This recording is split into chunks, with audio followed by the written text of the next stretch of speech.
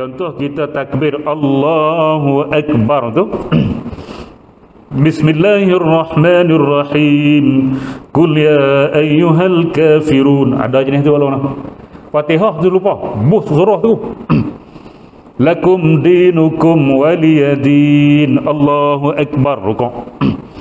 Sami Allahu liman hamidah. Rabbana lakal hamd. Allahu Akbar.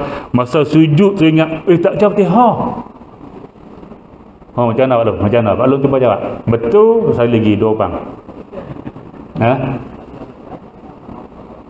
Macam mana? Taklah kalau Pak Long macam tu lah. Kalau Pak Long kata Pak Long terlupa baca Fatihah, dia baca surah tu. Tapi masa tu tak perasan lagi. Masa sujud baru perasan. Tadi baca surah tu.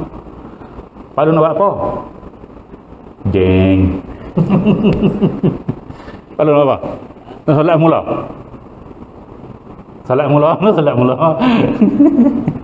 Pak Long macam ni Pak Long. Pak Long bangun balik. Nah, bangun balik. Berdiri balik, baca Fatihah. Hak kita rukuk, hak lepas Fatihah ni. Rukuk, i'tidal, sujud, semua tak okey. Kita bangun semula, baca Fatihah, kemudian rukuk mula. Hak tadi tak okey. Sebab kita dah tertinggal satu rukun, maka setiap rukun, hak selepas rukun yang kita tinggal tidak dikira. Maka kita kena bangun semula, berdiri, baca Fatihah, kemudian rukuk mula, i'tidal semula, sujud semula. Tu nasib baik rakaat pertama. Kalau ingat rakaat akhir macam mana? Ingat masa tahiyat, at-tahiyyatul mubarakatus salawatut thayyibatu lillah. Di akhir rakaat pertama tak baca Fatihah. Nak macam mana? Pak Long bangun semula, baca Fatihah, buat semula lagi 4. Hak tadi tak okey semua. Oh, dia solat asar jadi 8 rakaat.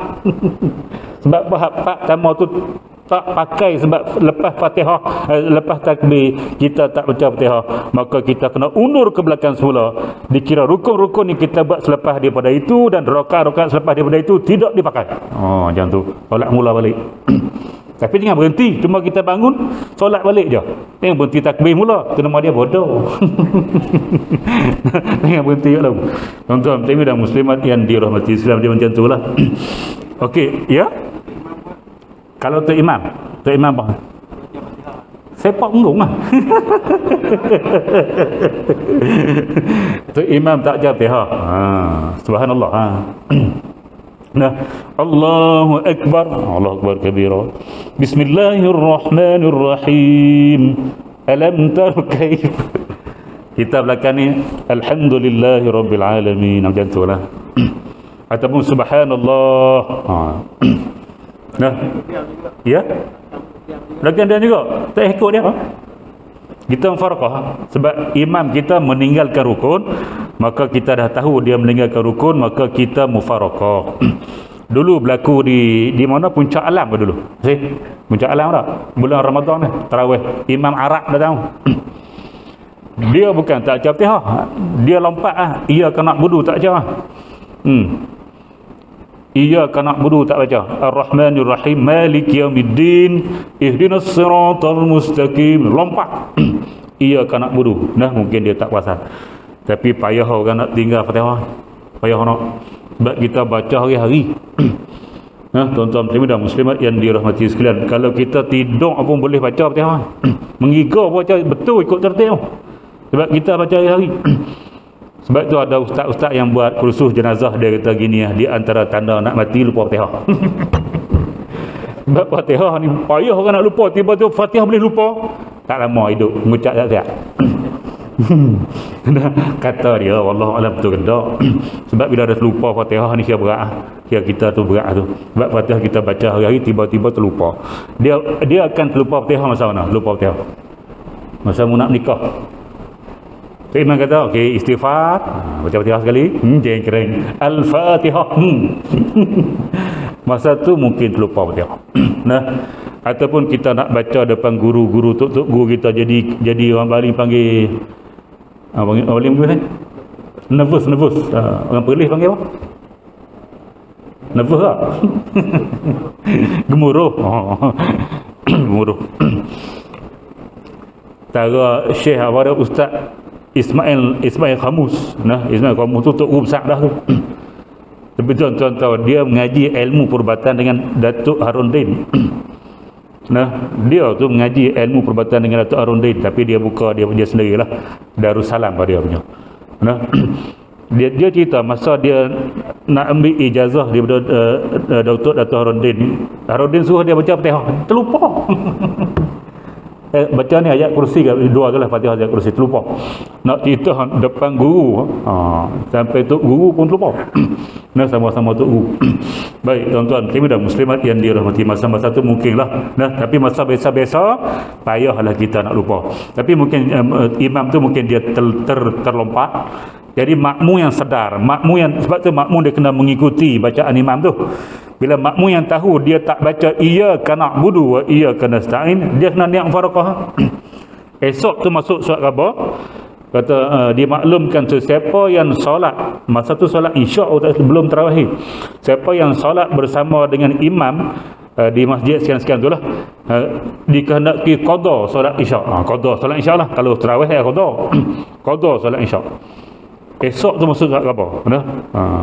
Lepas tu ustaz-ustaz komen lah, dia tu tak semestinya orang yang ikut tu dia ikut tu imam, mungkin ada yang mufaraqah. Jadi siapa-siapa yang mufaraqah pada malam tu tak payah qada lah. Dan siapa-siapa yang ikut dia juga tak mufaraqah, maka dia kena qada semula, sebab imam sudah meninggalkan satu ayat, bukan satu surah Fatihah. Satu ayat daripada 7 tu dia tinggalkan satu, maka dikira sudah tidak sah, kena qada semula. Macam tu lah.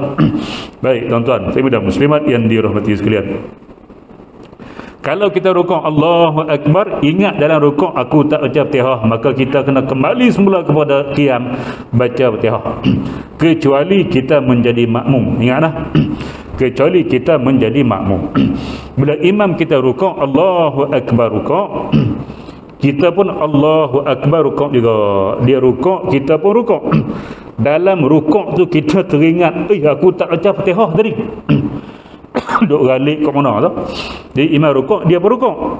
Bila dia rukuk tu dia baru ingat dia tak baca Fatihah. Memang dia confirm dia tak baca Fatihah, maka dia tak boleh kembali semula. Beza. Solat seorang diri boleh kembali semula sebab kita solat seorang.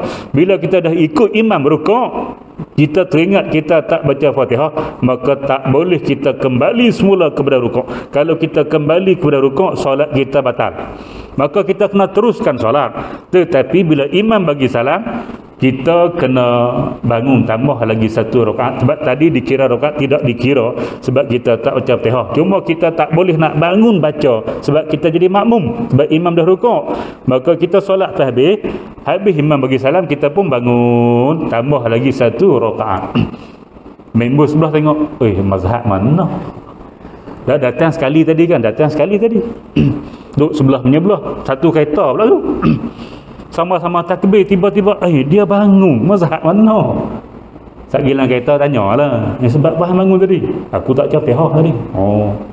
Gitu lah. Ustaz kata macam tu. Orang tak tahu, kita je tahu. Nah, tapi kalau kita rukuk dulu, ni imam, ni kita. Kita terrukuk dulu Allahu Akbar. Imam tak rukuk belum. Boleh lagi ni. Makmum bila dia mendahului imam dengan satu rukun tak batal lagi.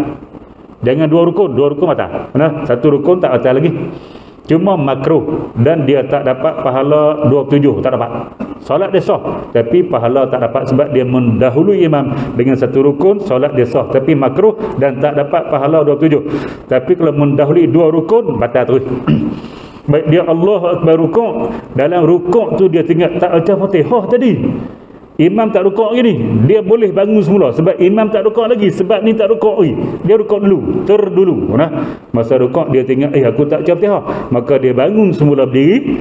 Imam pun Allahu Akbar rukuk, jengkreng. Halo, jangan buat ni. Tu dia sudah. Kita kena baca Fatihah sampai habis.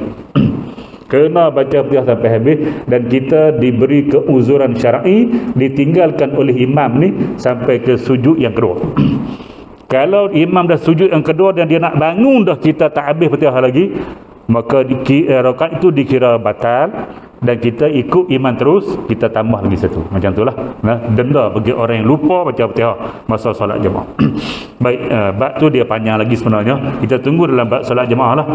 Cuma saya masuk sikit-sikit sebab ada kaitan.